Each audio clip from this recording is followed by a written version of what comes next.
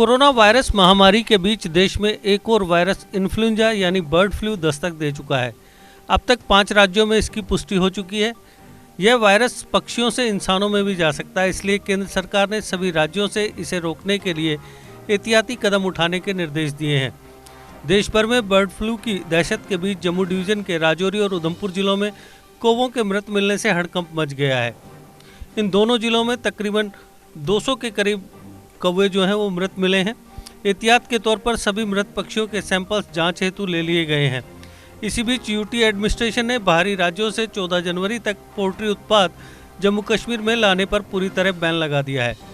पड़ोसी राज्य हिमाचल प्रदेश में पिछले दिनों बड़ी तादाद में प्रवासी पक्षियों के बर्ड फ्लू से मरने के बाद जम्मू कश्मीर में दहशत का माहौल जारी है। यहाँ भी हिमाचल प्रदेश से बड़ी संख्या में प्रवासी पक्षी आते हैं। जम्मू कश्मीर प्रशासन ने बुधवार को कहा था कि केंद्र शासित प्रदेश में बर्ड फ्लू के किसी मामले का पता नहीं चला है और उसने लोगों से आग्रह किया था कि वे घबराकर पोल्ट्री उत्पादों का इस्तेमाल बंद ना करें। प्रशासन ने इस बीमारी की रोकथाम के लिए पोल्ट्री मालिकों और डीलरों के लिए परामर्श जारी किया था।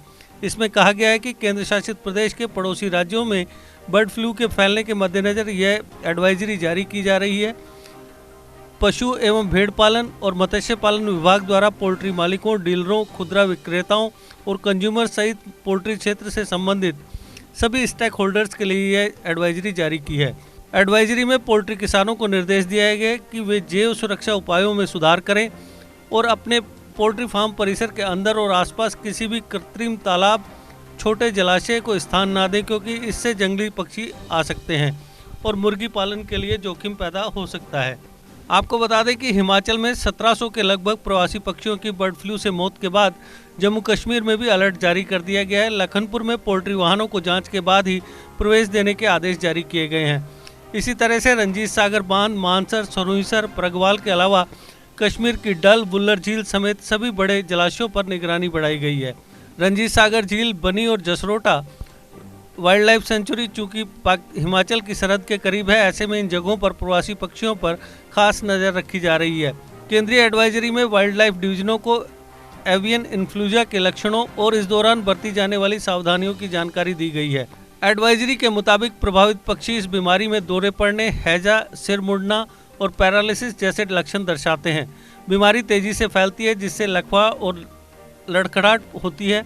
प्रभावित पोल्ट्री से यह फ्लू जंगली पक्षियों और फिर जंगली पक्षियों से पोल्ट्री में भी फैल सकता है। सभी जंगली पक्षियों के नमूने मूल्यवान हैं। ऐसे में नमूने एकत्रित करने, पैकिंग और ट्रांसपोर्टेशन को प्रशिक्षित पशुपालन पशु चिकित्सा कर्मचारियों के सहयोग से किया जाना चाहिए। केवल संरक्षित स्थानों ही नहीं बल्कि बैकयार्ड पोल्ट्री पर भी नज़र रखी जाए। सभी प्रदेश और राज्य आपात योजना तैयार करने और प्रदेश स्तरीय कमेटियों की निगरानी तत्काल शुरू करें।